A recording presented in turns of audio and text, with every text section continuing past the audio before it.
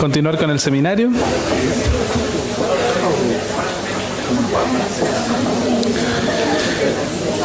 Les recuerdo también que las presentaciones que hoy día se ven van a estar disponibles en el sitio web de Asiquim, así como una grabación del evento para que aquellos que no pudieron venir de sus empresas puedan también consultar lo que se vio hoy día en este seminario. Según el programa, entonces, a continuación va a presentar don Patricio Vidal, que es gerente general de MSB Ingeniero. Voy a resumir un poco su historia para que ustedes lo conozcan. Él es un profesional orientado al emprendimiento, innovación y consultoría. Tiene más de 18 años de experiencia laboral, aunque se ve muy joven. Él ha estudiado en diversas universidades, tiene algunos posgrados. Él se va a presentar, pero una de las partes importantes de su carrera es que es ingeniero civil químico de una de las universidades más prestigiosas de Chile, que es la Universidad de Concepción.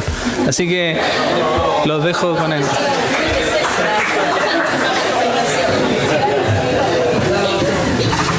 Ok, ¿se escucha bien? ¿Se escucha bien?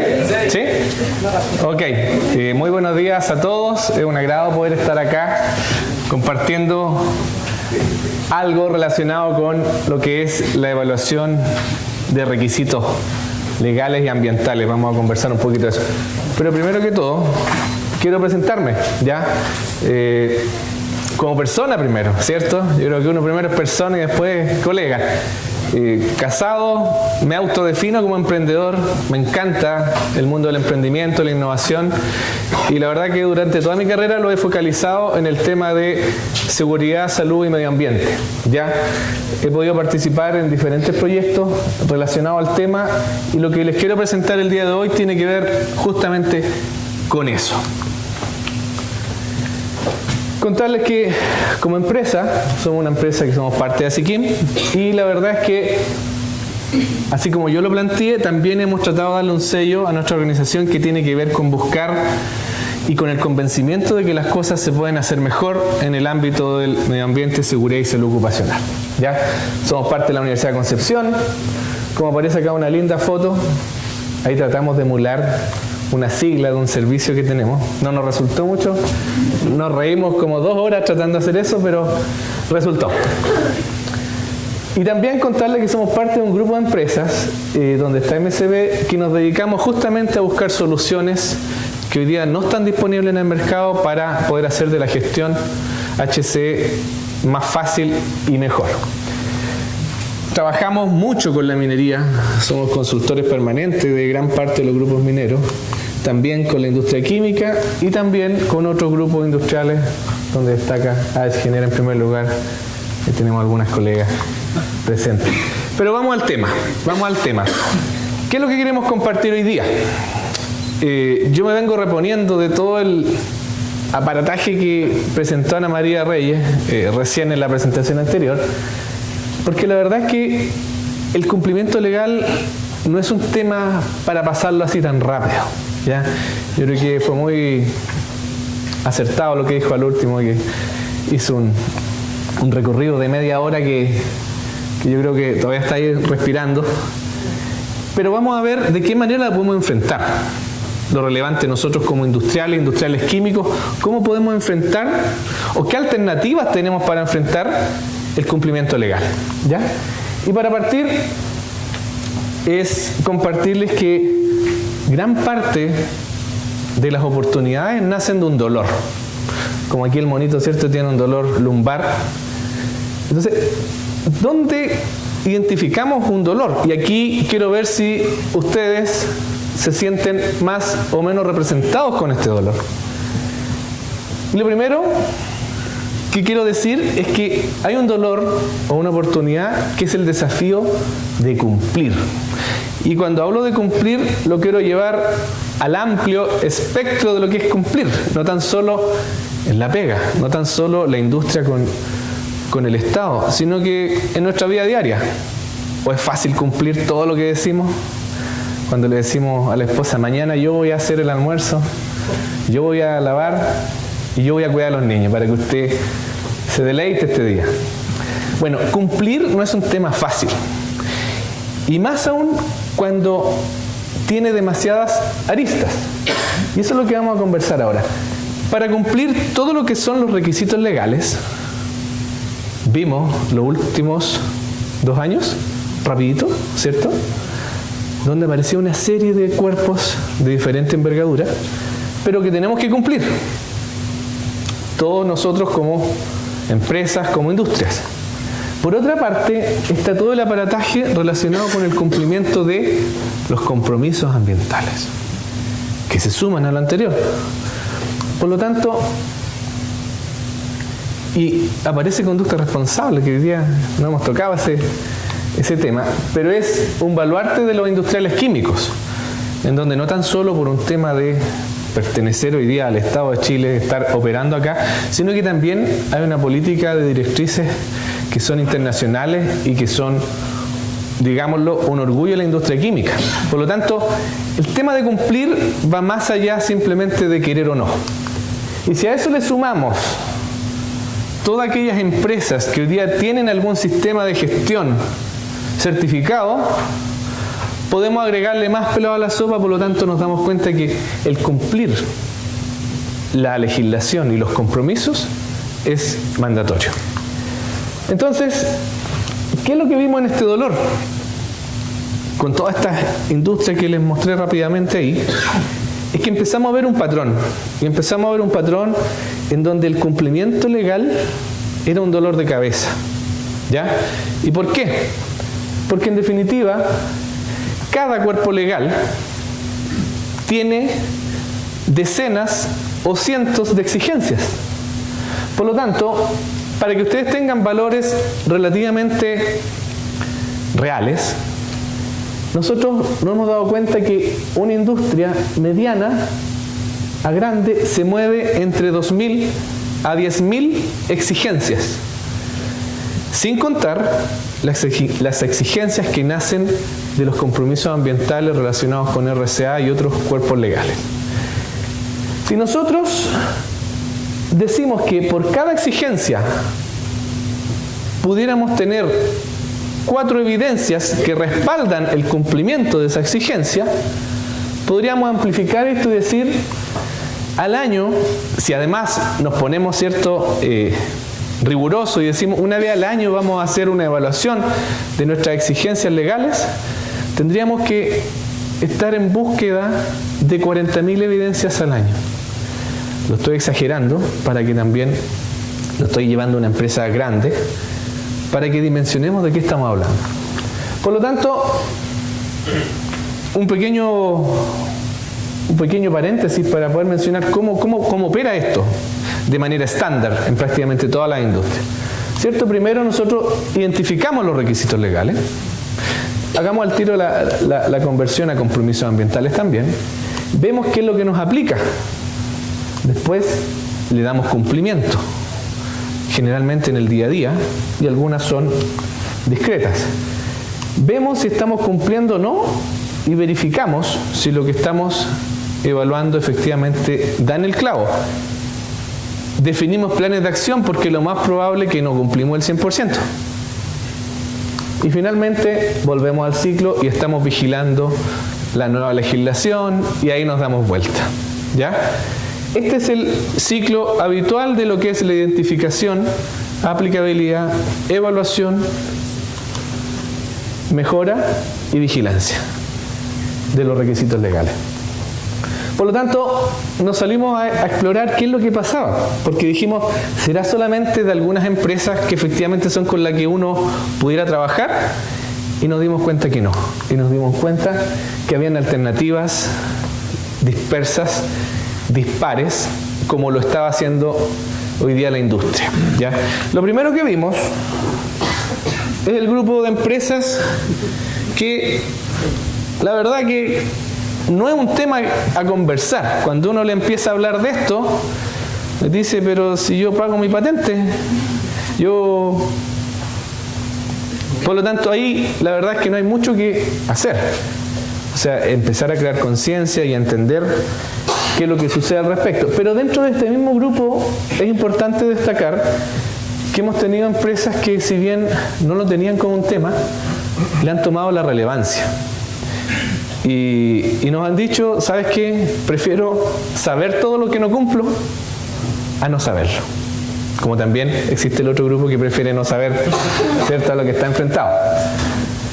Segundo, existe en el mercado hoy día, ¿cierto?, una serie de buffet o abogados independientes que realizan asesorías legales, en donde a la empresa le entregan su listado de requisitos legales y la empresa toma esta planilla y evalúa cómo cumple, etcétera, etcétera, etcétera. ¿Ya? Y aquí también vimos una deficiencia que se la vamos a comentar. El nunca bien ponderado SharePoint, ¿cierto?, donde armamos carpetas y empezamos a poner evidencia, planillas. Y la verdad que más ordenado o menos ordenado también es una forma de hacerlo. Y cuando llega el auditor ahí uno abre su SharePoint y muestra y en fin. ¿Ya? También nos dimos cuenta que habían plataformas que principalmente eran repositorios en donde se puede efectivamente llevar un orden un poquito mejor que una planilla Excel para el cumplimiento legal. Y también nos dimos cuenta que habían otras plataformas para llevar los compromisos ambientales. Entonces, viendo todo esto, dijimos, ¿qué podemos hacer? O sea, ¿dónde están las oportunidades? La primera oportunidad que vimos es que cuando veíamos estos buffets de abogados nos dimos cuenta que la asesoría era monodisciplinar. Es decir, y aquí que me disculpe mi colega abogada, pero efectivamente hay un proverbio por ahí que dice que en la abundancia del consejo prosperan los planes. Por lo tanto, el trabajo conjunto enriquece todo este proceso. Muchas veces la gente que define cuál es la evidencia con la que tú tienes que responder a una exigencia legal nunca ha estado en la industria, nunca ha visto una bomba o un estanque. Por lo tanto, nos dábamos cuenta que a veces, si yo soy asesor legal, me voy a asegurar de ponerte la mayor cantidad de evidencia para que después tú no me digas, cuando la autoridad te diga no cumples, que te faltó algo. Por lo tanto, eso amplifica la cantidad de evidencias que muchas veces se solicitan. ¿Ya? Otra oportunidad que tiene que ver con que, si bien ya hablé que podían ser excesivas, también pudiese ser que en un área de la empresa, para un requisito se esté pidiendo la patente municipal y otra área está a cargo de otra planilla de cumplimiento legal y esté pidiendo la misma patente. Y otra área la misma patente y al final se multiplica por 5, por 10, un mismo requisito legal, una misma evidencia que responde a N requisitos legales. Lo otro tiene que ver con que en la actualidad se trabajan de manera separada el cumplimiento legal ambiental de los compromisos ambientales del cumplimiento legal asociado a requisitos legales como tal. Pero la verdad es que no tienen por qué estar separados, por el contrario. Se deben unir porque disminuye la pega al final. ¿Ya?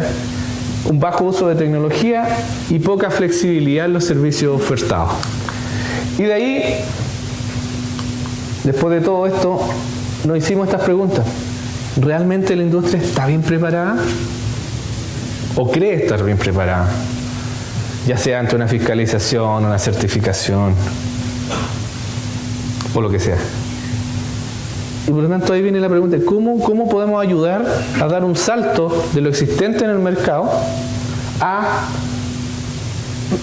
regular y disminuir el riesgo del negocio? Yo creo que todos los presentes, por el estándar que tenemos en la industria química en Chile, conocemos muy bien las normas asociadas a calidad, seguridad y medio ambiente. Y en particular la nueva norma asociada a calidad habla de riesgo del negocio. Por lo tanto, ya la concepción del riesgo en la industria cambia radicalmente. Donde nosotros 10 años atrás hablábamos, ¿cierto? Cuando hacíamos evaluaciones de riesgo, ¿de qué hablábamos? Asociado a seguridad principalmente, ¿cierto?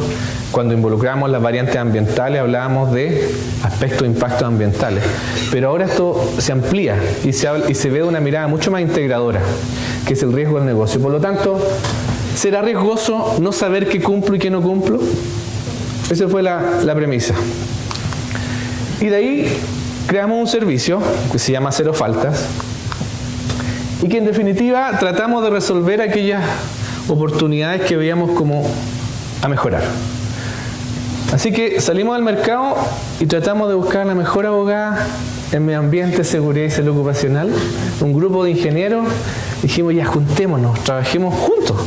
La mejor forma de hacer esto. Y ahí está la señorita que acaba de presentar. Logramos convencerla. De tal manera que esto creemos que es un cambio relevante a la hora de definir cuál es nuestra matriz, hablemos en términos que todos conocemos, legal. Segundo, dijimos, integremos los requisitos legales con los compromisos ambientales. Si muchas veces cuando estamos haciendo la evaluación nos damos cuenta que estamos respondiendo a un compromiso ambiental y tú dices, oye, pero si esto es lo mismo que me pide el artículo tanto del decreto tanto. O viceversa, cuando estás cumpliendo el artículo tanto, tú dices, pero esto es lo mismo que lo que tengo puesto en la RCA considerando número 10. Integrémoslo y hagamos una evaluación y logramos matar varias exigencias. Y tercero, quizás donde más hemos puesto y hemos sufrido, la verdad, y aquí hay varias personas que saben que hemos sufrido mucho con esto, es cómo definir una metodología en donde le pongamos inteligencia a la plataforma. Porque hacer una plataforma, disculpen si hay un colega informático, pero hoy día es cosa de tiempo y es hacerla. Ya, hoy día ya no es como antes cuando estudiábamos y nosotros nos hacían un certamen para tirar una rayita de aquí a acá y teníamos que estar 6 horas programando para lograr que esa rayita llegara al otro lado. Ahora programar es otra cosa, es mucho más simple, tiene la misma responsabilidad, pero se pueden hacer las cosas, ¿ya? Por lo tanto, hacer una plataforma para llevar ordenado esto se puede. Por lo tanto, dijimos, ok, y con cosas muy simples, si se fijan. Primero, démonos la lata de que por cada cuerpo legal definamos la criticidad. Definamos nuestra propia matriz sobre la cual vamos a definir de un cuerpo legal qué artículos son críticos, altos, medios y bajos. ¿Por qué? Porque cuando vuelvo a los 40.000, ¿ustedes creen con la mano en el corazón que aunque ponga una persona todo el año a trabajar en esto, va a dar la vuelta por los 40.000? Probablemente no. Y la segunda pregunta, ¿ustedes creen que tenga sentido evaluar los 40.000? Probablemente no. Pero sí tiene sentido trabajar en el 80-20, ¿cierto? Es decir, en el 20% que puede tener un impacto de un 80% en lo que es mi operación, en la seguridad de los trabajadores, en el impacto al medio ambiente, en el cumplimiento, en las sanciones, etc. Segundo, trabajar en un concepto nuevo que nosotros le denominamos las evidencias homologadas. Es decir, ¿cómo logramos en un solo lugar tener un repositorio donde ciertas evidencias me cubran el mayor espectro de requisitos legales y de compromisos ambientales? Sigo con el ejemplo de la patente municipal, es decir, ¿cómo logro a través de una plataforma y una programación de que cuando yo incorporo la patente municipal del semestre, el sistema se encargue de decirme con esta patente que estás agregando, estás cubriendo 20 requisitos legales que están en esta maraña que todos conocemos? Eso es un cambio radical porque si está en 20 y hacemos el ejercicio ideal, tú podrías disminuir a un 20avo las HH que tienes que destinar a hacer la evaluación de cumplimiento legal. Eso es lo ideal, ¿ya? Esto se trabaja caso a caso. Por lo tanto, y por ende, la vinculación entre las evidencias, entre las exigencias, lo que les decía antes, es decir, cómo el artículo tanto del decreto tanto, con el compromiso de la RCA y con el otro compromiso de una pertinencia, yo los logro unir para que suceda la magia de que yo al agregar la evidencia en cualquiera de estos requisitos, los otros automáticamente se dan por cumplido o por no cumplido. Y ahora entrando en materia ya, y para terminar, es contarles qué es lo que nosotros le propusimos a SICIM. Nosotros dijimos de qué manera podemos colaborar con un problema que sabemos que es un problema transversal. O sea, yo creo que hoy día la industria que crea tener súper controlado esto es una industria que realmente va a la vanguardia, porque no es el estándar hoy día de la industria, y les puedo hablar desde la industria minera, pasando por la química, petroquímica, hasta la industria de la energía y otros servicios, ¿ya? Por lo tanto, ¿cómo hacerlo? Y ahí conversamos con Sergio y con la comisión cabezada por Juan Pablo, de cómo colaborar en dar un paso. O sea, si hoy día nuestros asociados no todos tienen acceso a tener un listado ordenado por temática, por decreto, por artículo, de lo que se debe cumplir, bueno, demos ese paso. ¿Y de qué manera? Creando, simplemente, lo digo simple, al día de hoy, los perfiles necesarios para que cada asociado tenga acceso a esta información, ¿ya? Por lo tanto, yo quiero mostrarles rápidamente cómo funciona esto. Después les voy a contar la implementación, pero es súper simple. O sea, nosotros vamos a tener un portal a contar ya del próximo mes, en donde van a estar las diferentes empresas socias, ¿ya? Vamos a hacer un vínculo a través de la página SIKIM, y donde vamos a poder visualizar todos los principales, y aquí quiero ser enfático en eso. Vamos a trabajar con los cuerpos legales fundamentales de la industria química.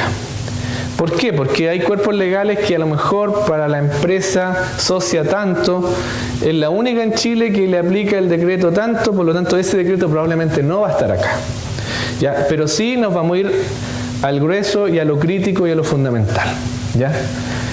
De tal manera que vamos a entrar y aquí podemos hacer una serie de cosas, desde filtrar por tema, qué es lo que me aplica en suelo, en agua, en aire, en tema ambiental, en tema de seguridad, de salud, etcétera. Ya podemos hacer acceso directo a Ley Chile si yo quiero corroborar que la información es la última versión disponible, en fin.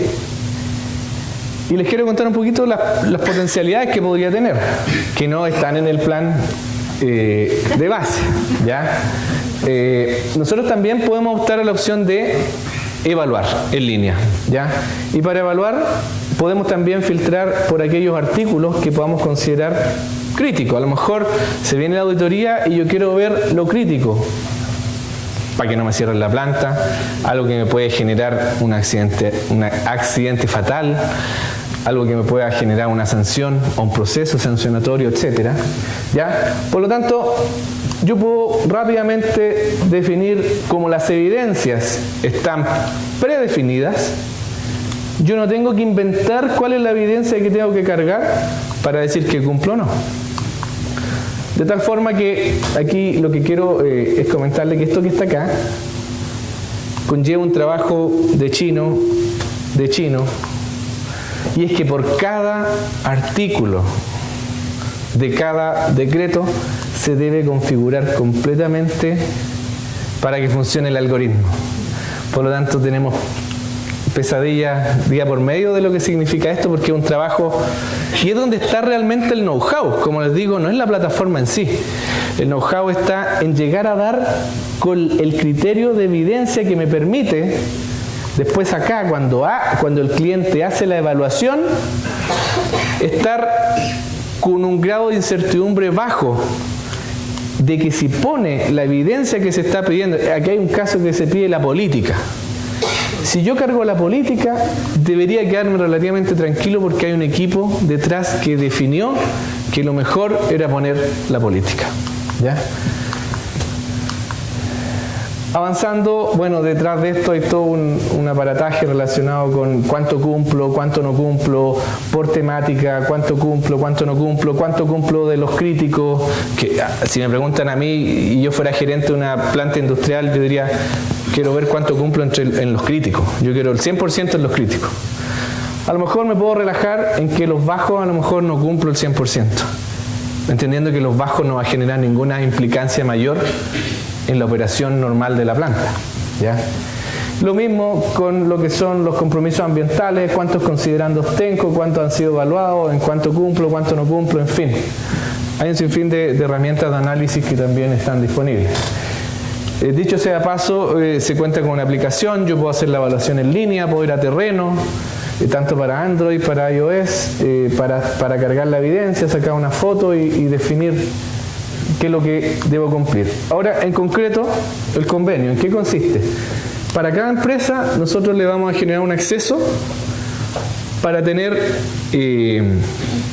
la opción de revisar habitualmente lo que son los listados de requisitos legales aplicables a la industria química. En general, como les decía, no va a incluir aquellas excepciones que podrán ser de una industria en particular.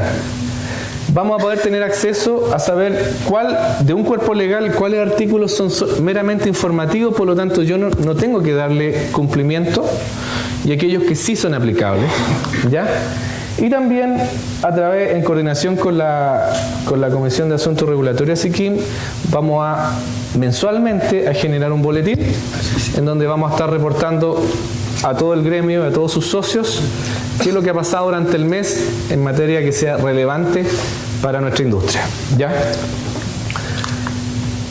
Opcionalmente, preparamos un plan para la industria química donde ya yo puedo entrar a evaluar en línea y donde ya tengo acceso a los requisitos específicos propios de cada empresa. Es decir, si una empresa nos dice, oye, pero es que en el listado está el decreto de riles para alcantarillado y yo no tiro el alcantarillado.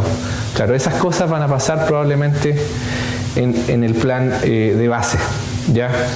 La idea es que también tengan acceso a lo más relevante para nosotros, que es poder evaluar en función de evidencias preestablecidas, sobre todo para lo que son aquellos artículos o situaciones críticas y altas, ¿ya? Acceso a los indicadores, a los reportes, etcétera, ¿ya? Y también acceso a poder evaluar en línea lo que la empresa requiera. La implementación es bastante simple. Para nosotros era un hito importante partir.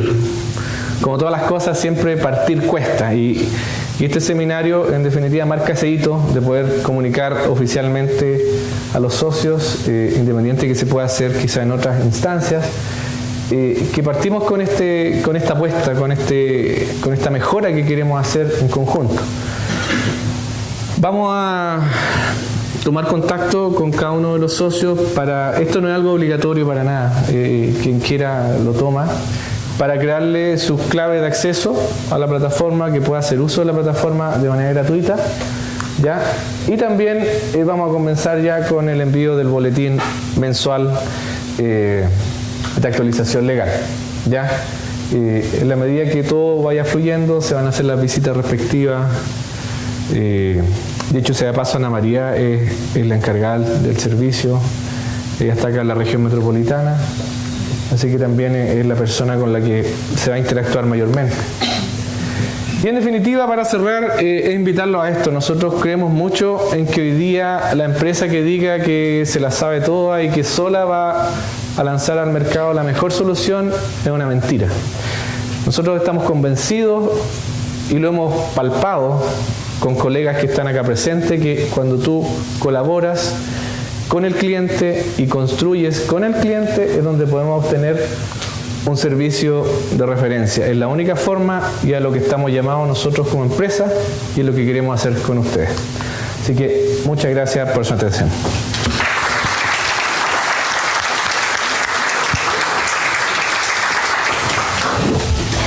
Bueno, muchas gracias, Patricio.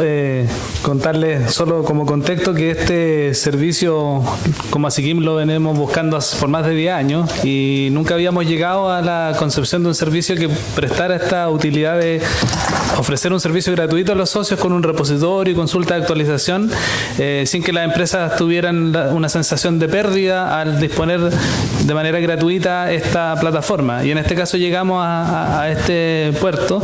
Creemos que es una tremenda oportunidad y, como dice Patricio, la idea es co-crear esto. Por ahí se veía en la presentación que hay cerca de 140 normas que aplican directamente a la industria química y la idea es que vayamos creando este sistema y agregando más normas en la medida que esas normas sean generales para todos los socios.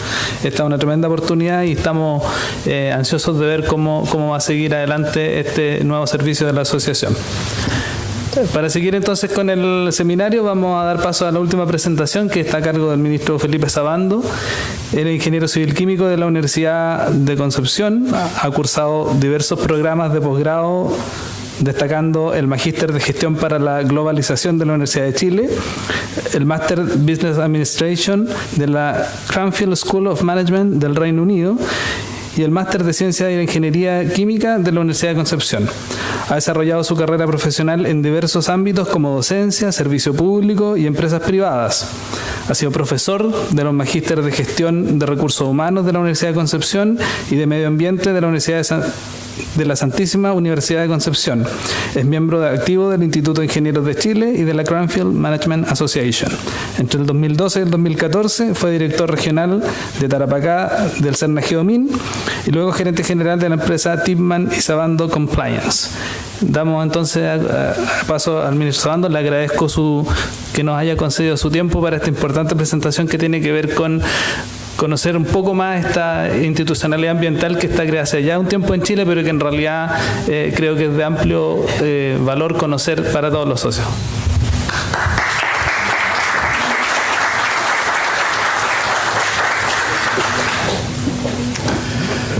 Muy buenas tardes, espero que se escuche bien allá al final atrás.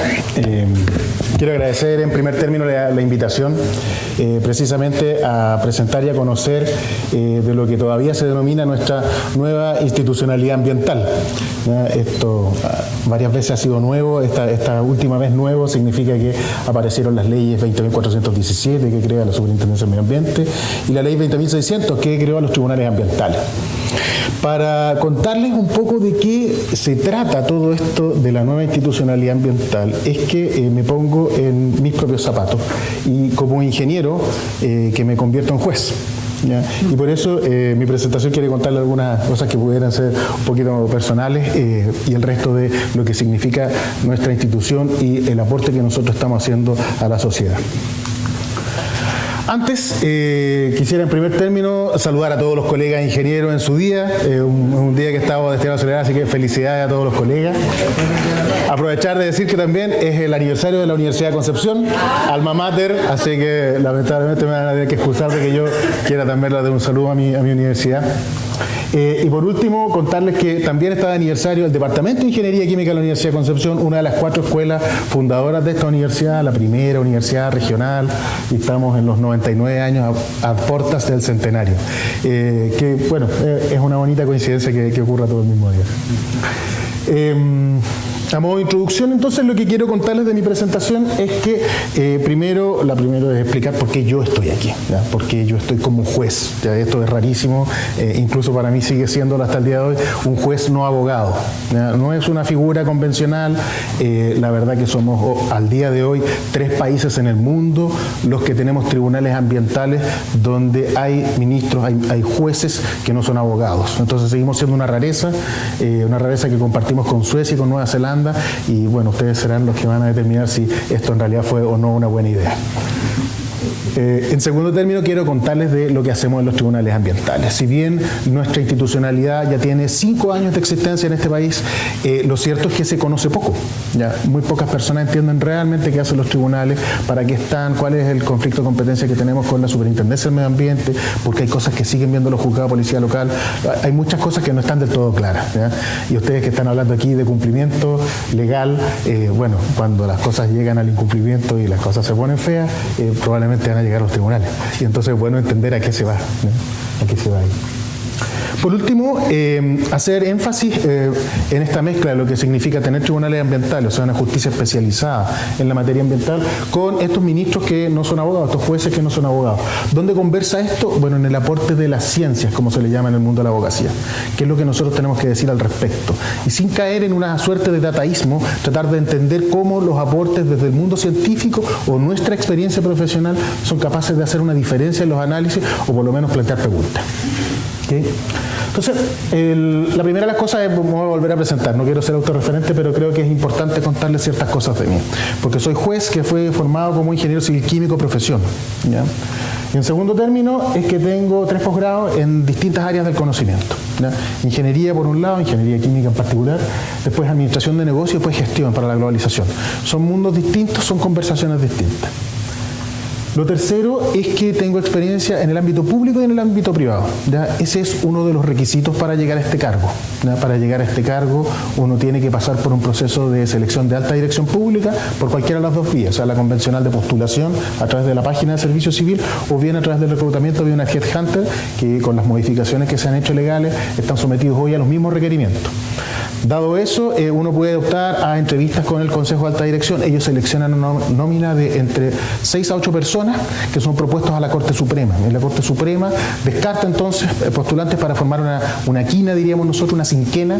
Esa cinquena se va a la Presidencia de la República. La Presidencia de la República elige una de estas personas que es propuesta entonces al Senado, donde se hace una nueva presentación para que la Comisión de Constitución dé un informe favorable o no respecto de esta proposición del Ejecutivo, para finalmente ratificar en la sala del Senado por 3/5 de la votación si es que esta persona es designado o no como ministro de los tribunales ambientales. Si esto les suena complejo, efectivamente lo es el proceso más complejo de designación que existe en Chile, es equivalente al de los ministros de los tribunales constitucionales o los ministros de la Corte Suprema. ¿Ya? Por lo tanto, es un proceso complejo, me parece a mí que está bien, ¿ya? Que nos hace bien tener barreras altas para que la gente que llegue a tomar esta clase de decisiones cumpla con eso. Entonces, dicho eso, les quiero contar que yo inicié mi carrera profesional en el ámbito de la docencia e investigación en la Escuela de Ingeniería Ambiental de la Universidad Católica de Temuco. Efectivamente, yo tenía una fuerte vocación por hacerme cargo de la formación de los futuros profesionales de este país y en un área que a mí me interesaba particularmente, que era en la ingeniería ambiental, o sea, las aplicaciones de procesos para temas del ambiente. En esa época estábamos recién echando a andar las normas de agua, entonces había un tema con el tratamiento de efluentes y yo particularmente hice mi tesis de pregrado y posteriormente la de posgrado en tratamiento biológico de efluentes, ¿ya? Por lo tanto, era un tema que yo ya llevaba incorporado desde los estudios o la finalización de mis estudios en la Universidad de Concepción. Sin embargo, a poco andar, en la universidad me destaqué por dos cosas. Uno, porque me empezó a motivar esta capacidad de poder actuar más allá de las cuatro paredes que significa el aula, el esfuerzo de hacer clases y todo. Es muy bonito, muy significativo, pero cuando uno ve la posibilidad de poder actuar a nivel de toda institución de educación superior, la verdad que también es bonito y a mí me pareció muy atractivo. Es así como se me dio la posibilidad de involucrarme en una serie de cargos directivos y migré, fui a hacer mi MBA en Inglaterra, volví y me hice cargo de la gestión directiva en lo que nosotros llamaríamos una dirección de recursos humanos en una universidad del Consejo de Rectores como es la Universidad Católica de Temuco. Así que me tocó estar en plena época del CAE, en todas esas modificaciones, la reestructuración, negociaciones colectivas con los sueldos, la mejora sustantiva de los sueldos de los profesores universitarios que estaban bastante mal traer en la década pasada. Por lo tanto, fue una experiencia también bonita, bien formadora. Después de eso, salté y me devolví a mi Concepción natal, como bien conocen los pesquistas y los que estudiaron allá, es una zona con fuerte influencia portuaria y a mí se me ocurrió emprender porque era una cosa que tenía pendiente conmigo mismo y emprendí en el área de transporte y logística. Así que me metí en ese mundo, en el mundo de los contenedores, en el mundo de la carga que se mueve entre Lirquén, Talcahuano, San Vicente y Coronel y aprendí muchísimo porque claramente yo no había estudiado nada de transporte y me tocó aprender de camiones, maquinaria, etcétera. También un ejercicio bonito. Hasta que un amigo me invitó a participar del proyecto que estaban haciendo de crecimiento en el IDEM de la Universidad de Chile. Y ellos, ustedes bien conocen el IDEM, trabaja fuerte en lo que es certificaciones, tanto hormigones como de estructura. Yo fui a trabajar en otra división que es la que estaba a cargo de la inspección técnica y de calidad de obras. Por lo tanto, nosotros estábamos en la parte blanda, diríamos, de la construcción. Y me fue bien también allá porque validamos una metodología, crecimos, llegamos a ser la división más grande del IDEM en esa época y por lo mismo me encargaron de hacer la reingeniería de procesos dentro de todas las divisiones que eran el IDEM. Lo cual es interesante porque en un mundo de ingenieros civiles llegar uno como ingeniero de procesos a poder hacer ese aporte, esa mirada distinta, también es siempre interesante. Terminé mi labor ahí cuando me ofrecieron la posibilidad de irme a Cernagemín. Me ofrecieron un desafío particular porque en la región de Tarapacá necesitaban un director que, más que de minería, supiera de cómo hacer rendir un equipo, ¿ya? Y en ese sentido al director nacional le llamó mucho la atención mi currículum anterior.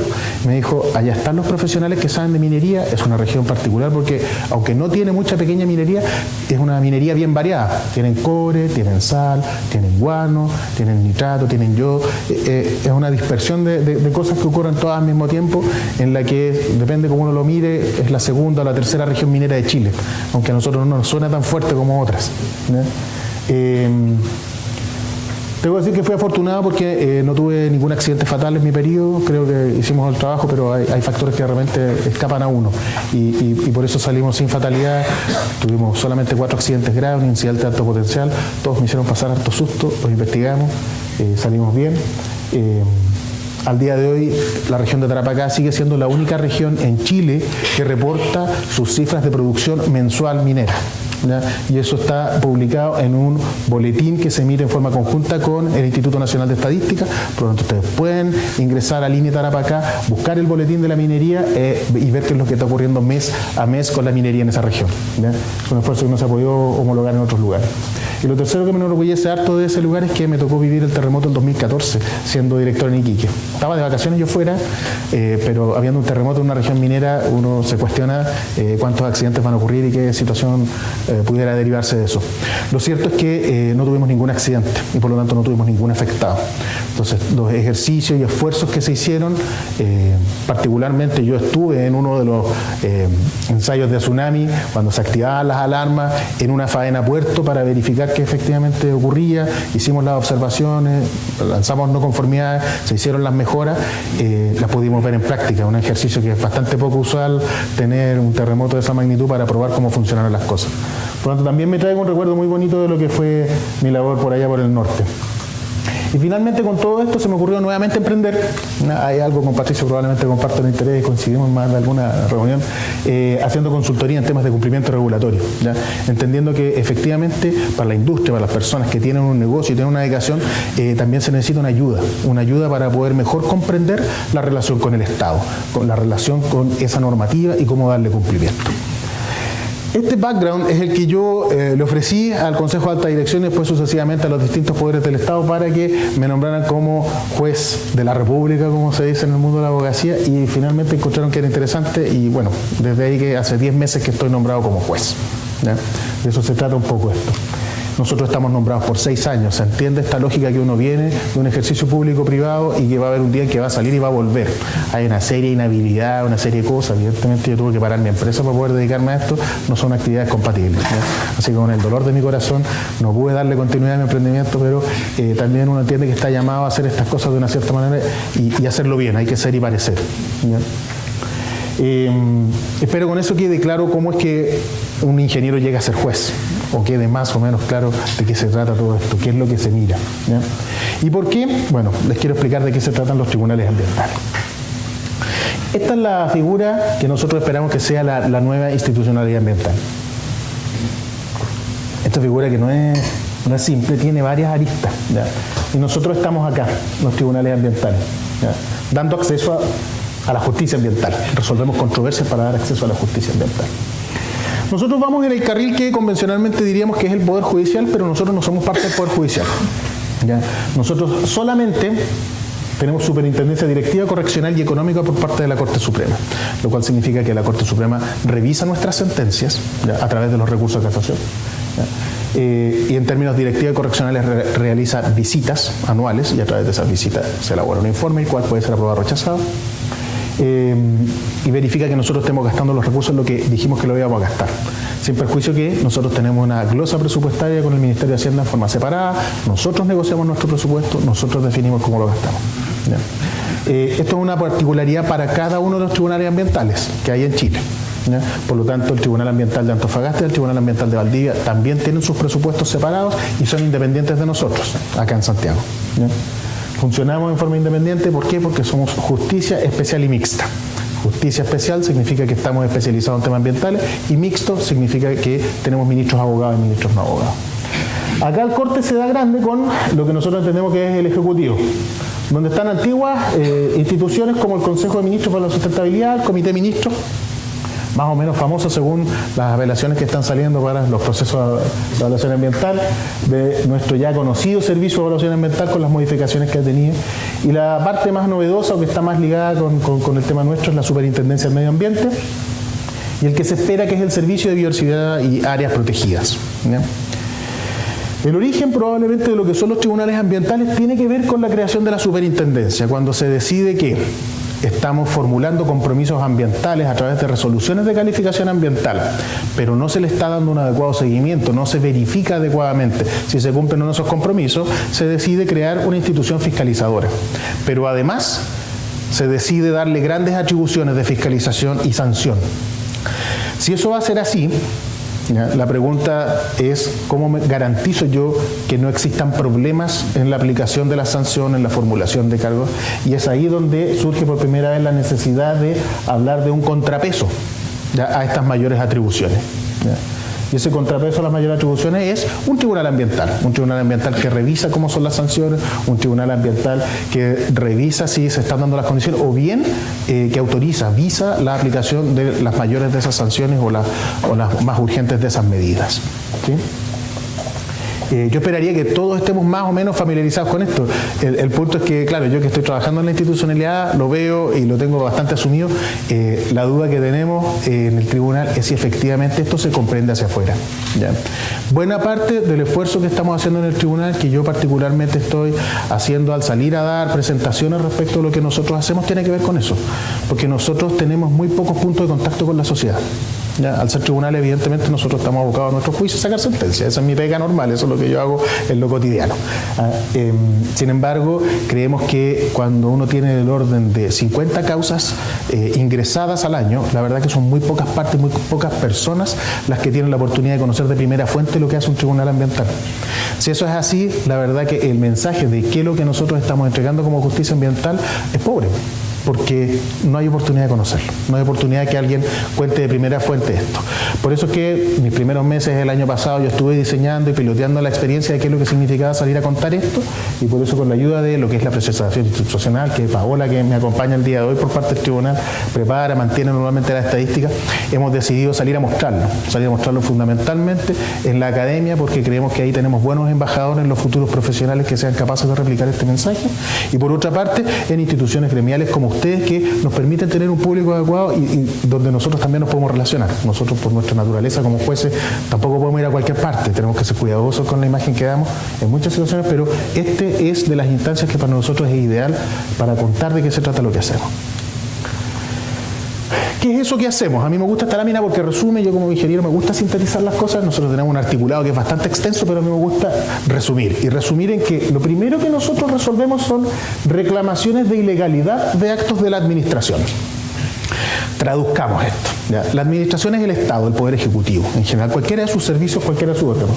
Por supuesto que la mayor parte de las reclamaciones de ilegalidad que llegan a un tribunal ambiental tienen que ver con dos instituciones: el Servicio de Evaluación Ambiental y la Superintendencia del Medio Ambiente. Evidentemente lo del Servicio de Evaluación Ambiental es por evaluaciones ambientales, o sea, por algún problema, alguna clase de problema con una RCA en su proceso, cuando se obtuvo alguna observación ciudadana, una solicitud de investigación. ¿Ya? Y con la Superintendencia del Medio Ambiente, por supuesto, por su procedimiento sancionatorio, pues sea que termine una sanción, sea que haya terminado un plan de cumplimiento, etc. No son los únicos. Hay otros órganos de la administración que también emiten actos administrativos que tienen carácter ambiental. El problema es cuando no dicen que son de carácter ambiental explícitamente. Y ahí a ustedes les habrá tocado vivir, no sé, alguna cosa con Cernapesca, con CONAF, no sé, con cualquier institución. Cuando alguien cree que eso es ambiental y estima que hay una ilegalidad, se supone que tiene que venir a este tribunal y ahí nosotros tendremos que definir si es que debe entrar o no y resolver en consecuencia si es que hay una ilegalidad. Lo segundo tiene que ver en esta misma lógica con entender que las reclamaciones de ilegalidad resultan en declarar que el acto fue ilegal. Y ustedes todos habrán visto las noticias de Dominga y a muchos les quedó la sensación de por qué el tribunal no resolvió si el proyecto se aprobaba o no se aprobaba, si iba o no iba. Uno leía esa clase de comentarios en prensa, comentarios de la ciudadanía. Y entonces, de nuevo, resolver reclamaciones de ilegalidad es declarar si el acto fue legal o no. ¿Ya?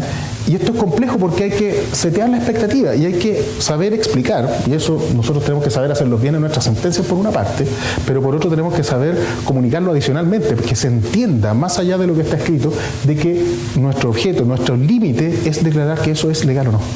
Y las cosas se devuelven, si en el caso que se declaren legales, se devuelven a los organismos que tienen que hacer su trabajo. Nosotros no podemos reemplazarlo y es una limitación de nuestra ley. ¿Ya? Nosotros no podemos salir a reemplazar a la administración en su trabajo. Y es parte de una diferencia que tenemos que tener por la separación de los poderes del Estado. Lo segundo, que es probablemente lo más intuitivo de la labor que nosotros queríamos hacer, era la demanda por reparación del daño ambiental. O sea, una vez que se determine que hay daño ambiental, que ese daño ambiental se repare. ¿Sí? Es como obvio, ¿cierto? ¿O no? ¿O no es tan obvio? Uno pensaría que es obvio, pero tiene limitaciones y tampoco es tan fácil de entender. Lo que se hace es una acción por la reparación del daño en el medio ambiente, ¿ya? Por ejemplo, nosotros estamos limitados para hacer que se hagan transacciones monetarias para reparar daño ambiental. Nosotros no estamos hablando de indemnizaciones. Eso, si usted estima que tiene un perjuicio, un daño moral, tiene que ir de todos modos a sede civil. ¿Sí? A la justicia ordinaria tiene que ir a pedir su indemnización allá. Nosotros lo que determinamos, si es que hay daño, si nosotros decimos hay daño, nosotros determinamos cómo eso se repara. ¿Ya? E incluso, si estimamos que se produjo un daño irreparable, estimamos cómo se va a hacer una reparación por compensación, por ejemplo. Hay una sentencia reciente al respecto. ¿Ya? Por lo tanto, las cosas están dadas por esa línea. ¿Sí? Aquí pudiéramos extendernos muchísimo en cada uno de estos casos, entender que la acción de daño ambiental prescribe a los 5 años, entender desde cuándo uno se da cuenta que hay daño para ver los plazos de la prescripción. Hay una serie de cosas, pero aquí lo que quisiera destacar es que el componente técnico, le dicen los abogados, yo prefiero decir científico para hablar de que estamos hablando desde una formación de ciencias duras, para entender lo que ocurre en la realidad, para entender qué es la afectación, qué es lo significativo de una afectación para el medio ambiente, es un trabajo que hacemos fuerte los ministros licenciados en ciencias, como dice nuestro cargo, con un staff de profesionales que tienen vasta experiencia, yo diría grande, en términos de evaluación ambiental, en términos de trabajo en terreno, en términos de remediación, en términos de medidas de reparación, de compensación o de mitigación. Por lo tanto, los tribunales ambientales de Chile se han preparado para conocer de esta clase de temas. ¿Sí? Esas dos son la mayor parte de nuestra carga. Lo último, que son las sentencias más breves que nosotros emitimos, tienen que ver con solicitudes de autorización o consultas de la SMA. Una cápita especial que es la limitante para, frente a esas tremendas atribuciones que tiene la superintendencia, no existan abusos, y por eso hay un control por parte del tribunal.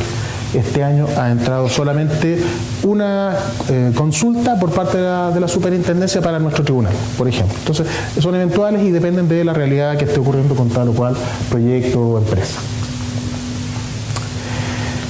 Este es un diagrama de flujo que me van a perdonar, pero está hecho para abogados. Por lo tanto, tiene algunas cosas que no sé si yo comparto en términos de diagramación, pero nuestro diagrama institucional de cómo se relacionan diversas instituciones en el flujo de lo que son las causas que pasan por el tribunal ambiental.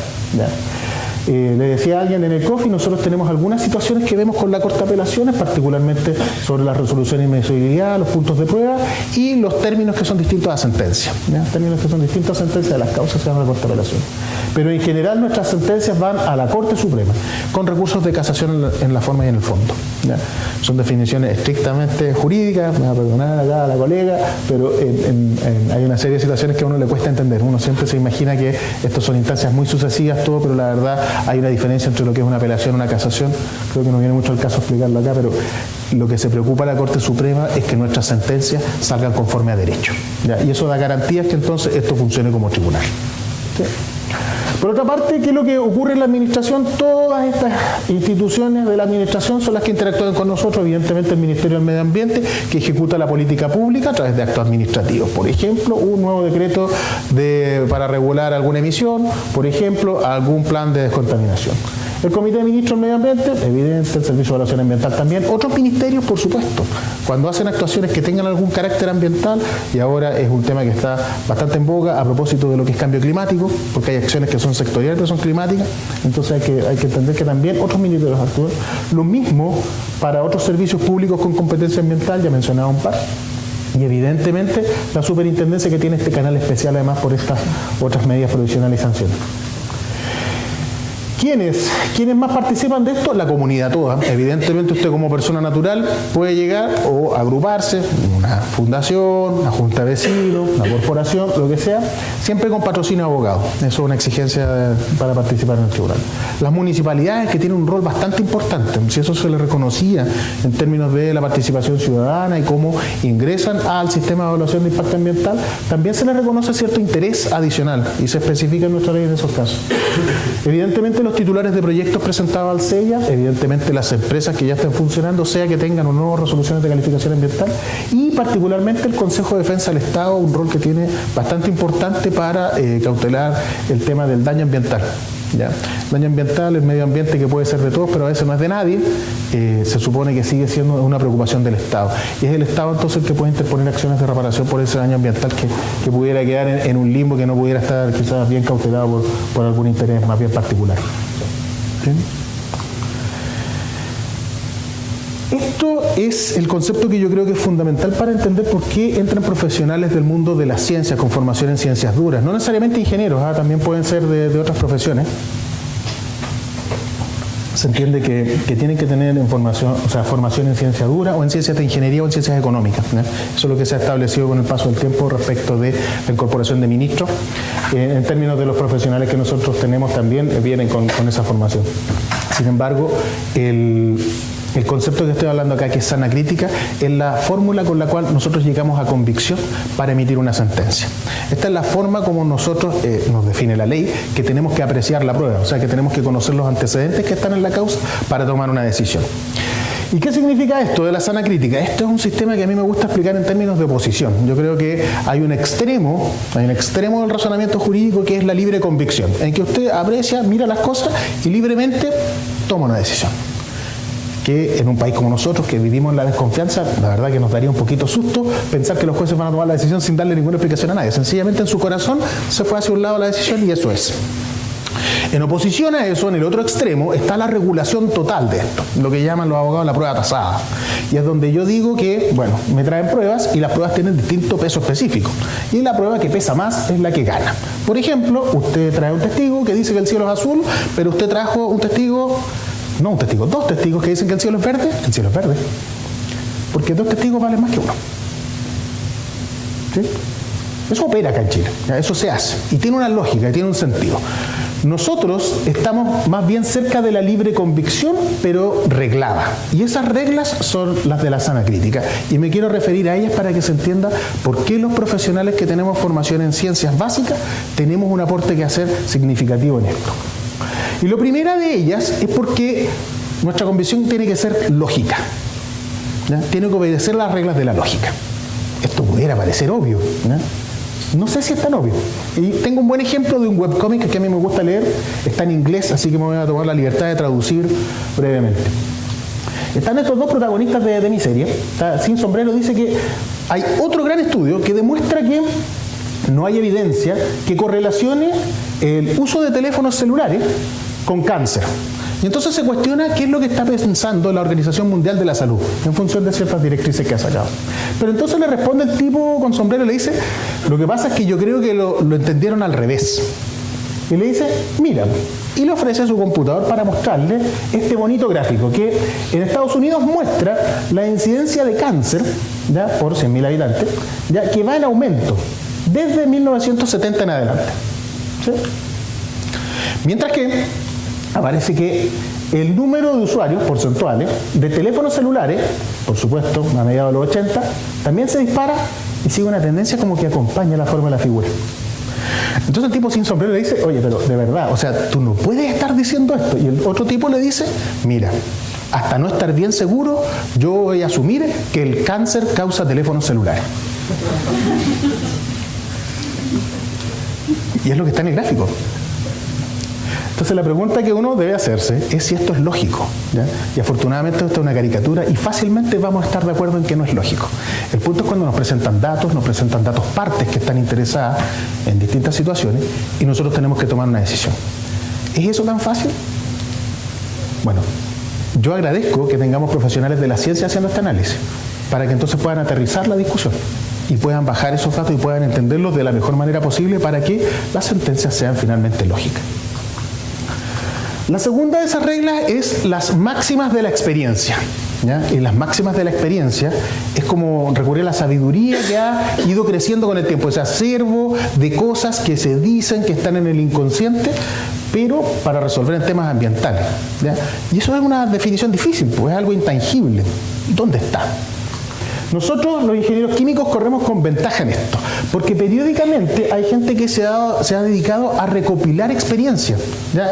Y la gente en Estados Unidos le pone un nombre particular, por ejemplo, las reglas del dedo pulgar, ¿sí? Esa regla del dedo pulgar en realidad no es ciencia como tal, eso es experiencia. Y ese conjunto de experiencia existe. La experiencia de los profesionales es capaz de entonces hacer diferencias que son significativas en la interpretación de la prueba y por lo tanto aportan a la toma de la decisión. ¿Sí? Esto tiene que estar respaldado en alguna parte, tiene que estar declarado por lo menos, tiene que estar debidamente motivado, decimos nosotros la sentencia. Tenemos que explicar por qué.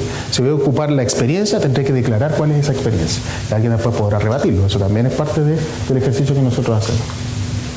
Por último, la tercera de las reglas es el conocimiento científico afianzado. Y esto es quizás lo que a nosotros nos trae un mayor marco de certeza, porque la ciencia es algo cierto. O eso creemos. ¿Ya?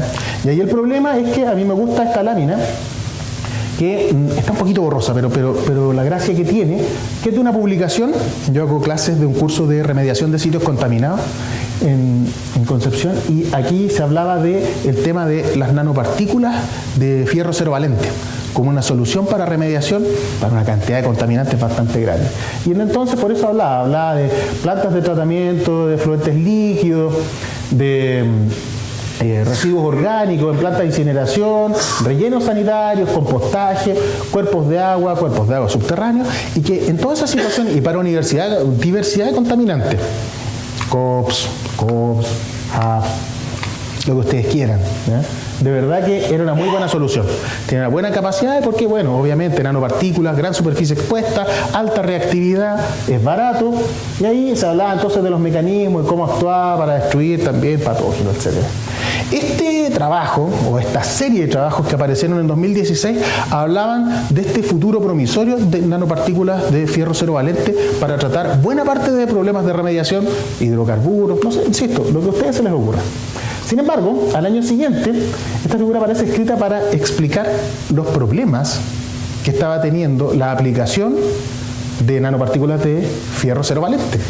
Porque se arrastraba, era difícil de recuperar, no se sabía hasta dónde iba a tener alcance según la matriz en cuerpos de agua, se iba a pesquisar, no sé, era difícil de pesquisar, tenía efectos sobre vida, membranas celulares, daño genético en microorganismos.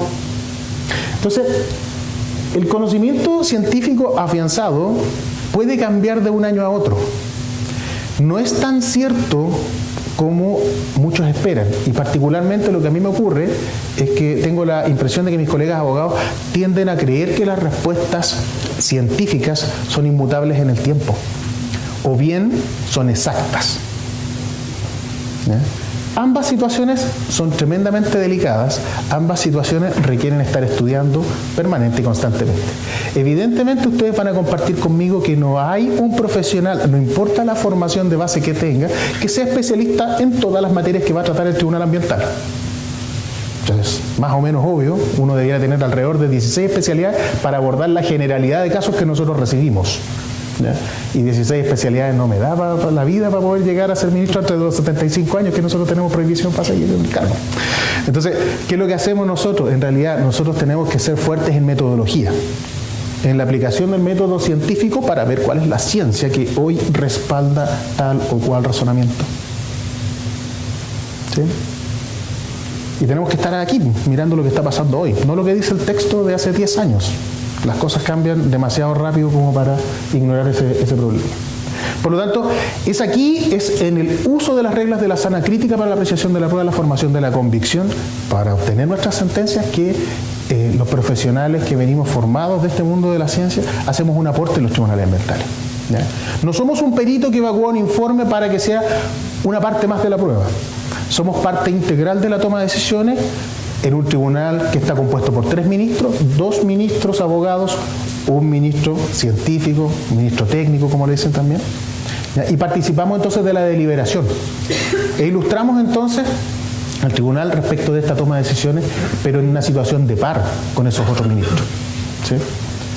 Nosotros creemos, yo soy uno de esos creyentes, de que este sistema es capaz de dar una mejor justicia ambiental. Pero tenemos que ser capaces de demostrarlo, no solo a través de nuestras sentencias, sino de comunicar cuál es nuestro rol, qué es lo que podemos hacer realmente y transmitirle esto a la comunidad. Se habla muchísimo de las barreras para el acceso a la justicia ambiental. Bueno, tenemos que salir a desmitificar cuáles son ciertas y cuáles de esas no. Parte de eso es este esfuerzo, estar aquí con ustedes y contarles un poco de esas cosas. Quisiera, para ir cerrando, mostrarles algunos datos. El primero de estos datos tiene que ver con nuestro tribunal y qué es lo que estamos haciendo nosotros cotidianamente. Al día viernes nosotros teníamos un ingreso de 185 reclamaciones de ilegalidad. ¿Ya?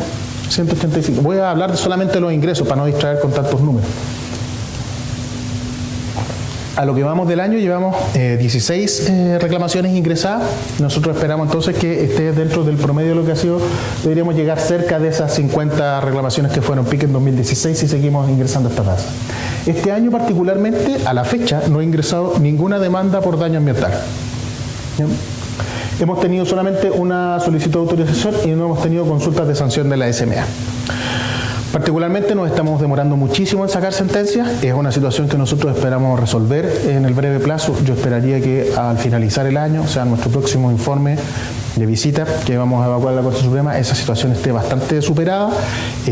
Yo particularmente creo que justicia ambiental, el acceso a la justicia ambiental viene dado por la oportunidad, y estar esperando meses o hasta años para obtener una sentencia en realidad es una privación de ese acceso a la justicia. Así que yo estoy también como ingeniero poniéndole métricas a esto, hablando de productividad, lo que nosotros debiéramos hacer, tratando de optimizar los recursos que tenemos para poder hacer este mejor logro del cumplimiento de traer sentencias rápidas para proveer de un mejor acceso a la justicia ambiental. Y por último quisiera contarles qué clase de cosas son las que uno debiera ver y tratar de sacarlas de algún caso contingente, porque evidentemente no puedo opinar de ello. Así que me estoy robando aquí algunas imágenes de un artículo que quizás alguno de ustedes leyó. No sé si conocían esta imagen, ¿ya? Pero es un tema que está de moda, ¿ya? Es un tema que está de moda discutir de esto, el tema de los plásticos, ¿cierto? El tema de los plásticos. Entonces a mí por formación me llaman la atención estos temas toda vez que no aparecen datos en las conversaciones. Y cuando eso ocurre, yo me pongo particularmente escéptico, me pongo a estudiar. ¿Ya? Y había encontrado, después de lo que fui a ver en el IMPACT en el año pasado, no sé si conocieron de ese evento grande que organizó el Ministerio del Medio Ambiente en La Serena, y me traje algunos datos, llegué con literatura científica que empecé a revisar, y hay otras cosas que me llamaron la atención. A partir de eso, The Economist, que es una publicación que quizás conocen más porque es bastante conocida y es de difusión, realizó una nota en marzo de este año, ¿ya? Y estas fotografías son de ellos, porque se decidieron hablar sobre el tema y poner algunas luces de alerta. Lo primero que en esta nota de The Economist citan esta película que se llama The Graduate, del año 67. Algunos de ustedes puede que la haya visto, con Dustin Hoffman, jovencito. ¿Ya? Y se produce un diálogo interesante entre estos dos personajes. Porque le dice Mr. Maguire, le dice, le quiere decir una sola palabra a usted, ¿ya? Una sola palabra. Entonces, ya, yes sir. Pero me está escuchando. Sí, lo estoy escuchando. Plastics. Entonces le pregunta, ok, pero ¿qué significa eso? Es que hay un gran futuro en los plásticos. Piénselo, lo va a pensar. El año 67, ¿por qué es particular para esto? Porque la industria de los plásticos surge con fuerza a mediados de los años 50. El mundo se empezó a transformar en los 60 con el plástico, cuando apareció la baquelita. Yo me acuerdo haber visto alguna tira cómica donde mostraban que las casas ya no se iba a hacer el aseo, se iban a manguerear, porque como iba a ser todo de plástico, entonces iba a haber un sistema que prácticamente como un cleaning in place iba a sacar y iba a dejar todo limpio, ya no iba a hacer esfuerzos para hacer el aseo. Entonces, claro, la cultura popular recoge esa transformación de la época. Hay un gran futuro en los plásticos. ¿Qué es lo que dice la nota del Economist? Me quedo con la bajada del artículo. Lo primero que dice que hasta ahora parece ser menos mala que otros tipos de contaminación, ¿ya? Sobre los cuales se hace bastante menos ruido. ¿Ya? Y es una opinión fuerte viniendo de un medio de este calibre. Entre medio del artículo dice que en este centro de investigación ambiental en Alemania determinaron que 10 ríos, ¿ya?, 2 en África y los restantes 8 en Asia, descargan el 90% de todos los plásticos que llegan al mar. ¿Sí? El Yangtze, en China, lleva 1,5 millones de toneladas al año de plástico al mar. ¿Sí? 1,5 millones de toneladas. Entonces dice, lo que pase aquí, y esto es la frase final del artículo, lo que va a pasar aquí en las próximas décadas va a importar más que cualquier prohibición de plástico que se haga en el mundo occidental.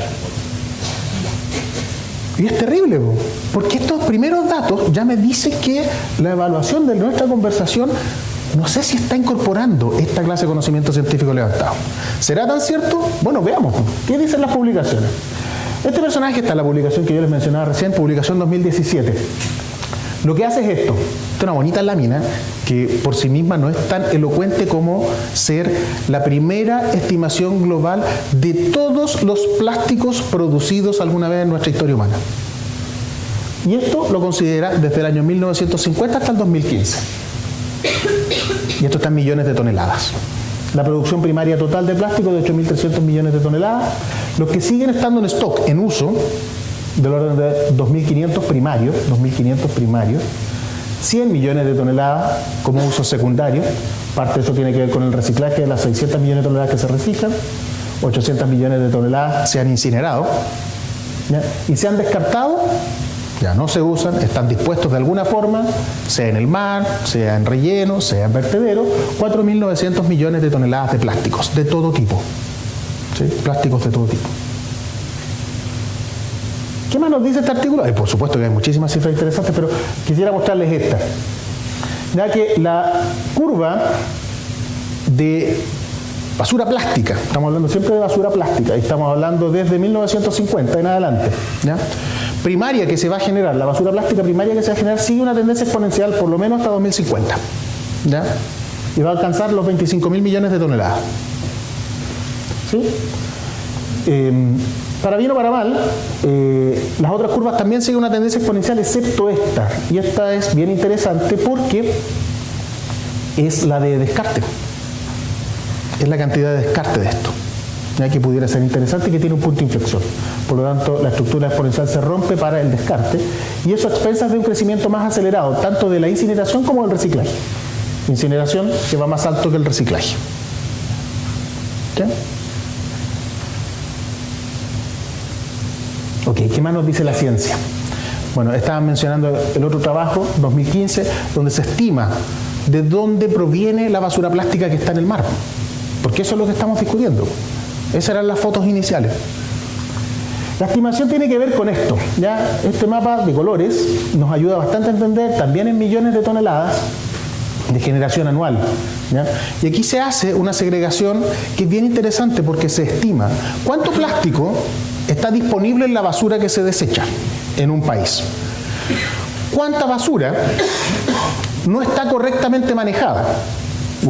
En oposición a cuánta basura correctamente dispuesta. Si de esa basura que no está correctamente manejada, asumimos también una proporción homogénea en ambos casos, ¿cierto? ¿Cuánta de esa puede llegar al río? Y en definitiva, ¿cuánta de esa entonces llega al mar?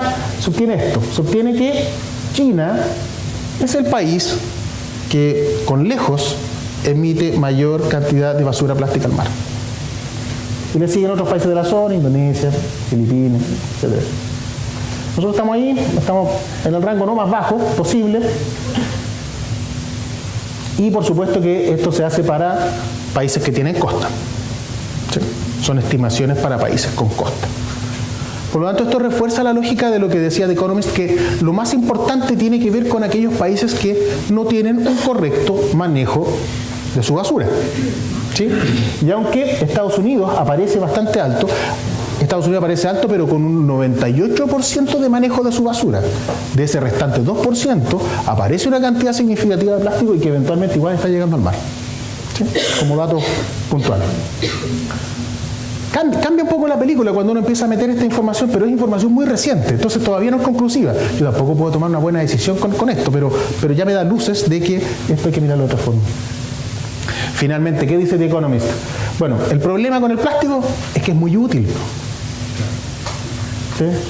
N propiedades, pues es súper liviano, resiste bien los impactos, disminuye las mermas, pues en el caso de los alimentos, y es obvio, pues a mí cuando chico se me rompió una botella de Coca-Cola de vidrio, pues, y lo sufrí, pues hoy día se cae una botella de plástico, da lo mismo. Hay que esperar, no hay que abrirla inmediato, lo único. ¿Cierto? La mayor parte del plástico se ocupa en packaging, y packaging aparece en estos artículos también los tiempos de vida útil, ya los tiempos medios, las distribuciones que son todas gaussianas, los tiempos medios de vida útil. La del packaging es la que nosotros decimos que no dura nada porque uno la usa y la bota, ¿cierto? En construcción, que probablemente dura muchísimo más, la vida útil aquí es muchísimo más grande. En textiles, que es el que provoca fibra y hay harto microplástico asociado a eso. productos institucionales, consumidor, transporte, eléctrica, electrónica, máquinas, maquinaria y otros tipos. ¿Ya? No es menor. ¿Ya? Esta fue la producción primaria en el año 2015, millones de toneladas. ¿Qué más nos dice Economist para...? Apreté el botón que no era.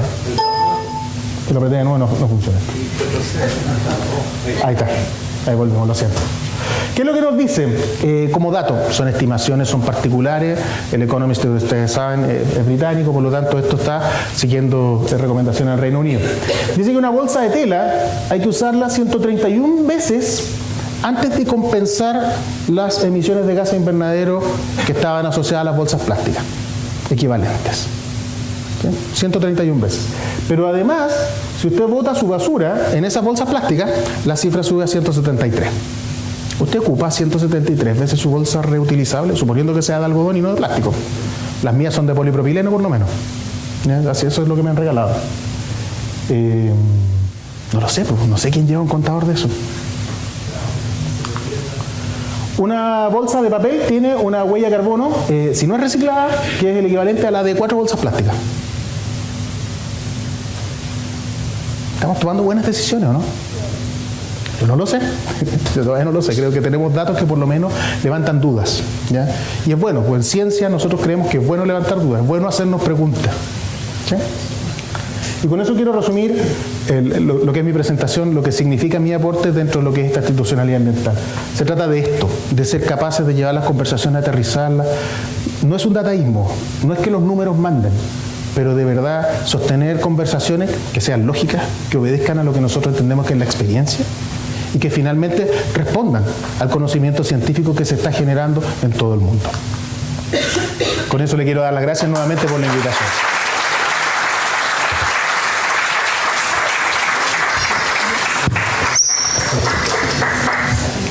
Bueno, damos las gracias al ministro Sabando por esta muy interesante presentación y vamos a dar por término al seminario. Todas las preguntas que tengan, por favor, siéntanse libres de hacerlas llegar a la asociación a través de asiquim@asiquim.cl, y también estas presentaciones vamos a hacer todas las gestiones para que queden disponibles también en nuestro sitio web. Así que muchas gracias de nuevo a todos por la asistencia y nos vemos en el próximo seminario de Asiquim. Gracias.